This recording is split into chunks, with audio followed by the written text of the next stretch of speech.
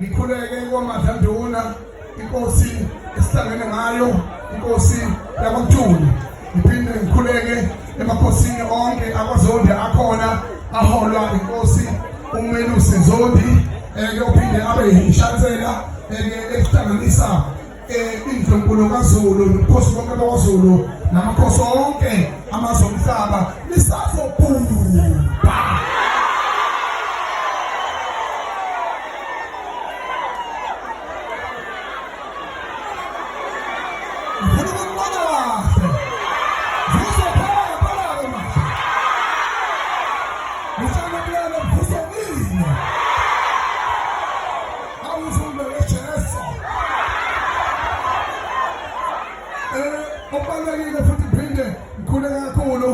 Ngibona nalobhala wetheku nezikhulu zonke khona ngiyaxolisa kakhulu engababonanga namakhosi asezokubona ngabonanga ngiyathola kakhulu. Angiyena umuntu olandayo nodakazayo ngoba ngishe intombi ngiyangithanda ngithi. I don't have to waste time, guys. I just have to put the nail on the head.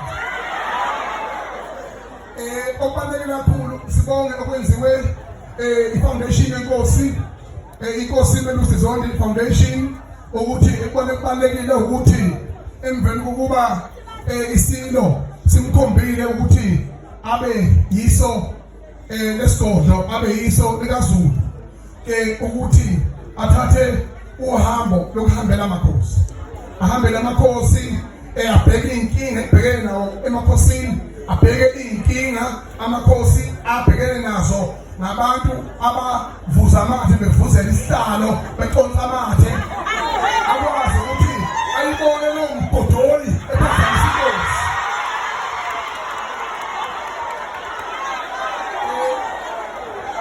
Aphinde futhi aqinisekise ukuthi kuba namathuba emisebenzi ezweni zenkosi. Into enjengalezi kodwa kwami nanza kwethu bengikona ukuzokhuluma bengikuzobingelela bekuqinisekisa ukuthi wabona ungizwe ubona iqiniso wabona ungizwe ubona ukhanya wabona ungizwe sondele kuleyo ndawo ngokwazi ukuthi sikhala ngempela futhi mosiphetile futhi kunempi asafani manje eNingizimu Afrika. Ngibona ubaba unobhala wetheni inkosi yami ukubingelela manje ngiyabonga ubaba lapho ngiyithethwe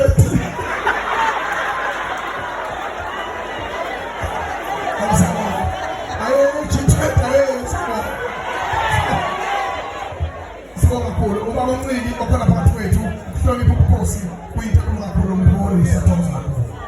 Siphinde futhi uqinisekise ukuthi nganza kwethu konke kuyikho mangaseyikho futhi ngiyosho kodwa uyikho futhi akwenziwe ithini kwenziwa abaleleyo bakhahlela amabhokisi labangcwaba ngawo bakhahlela kakhulu.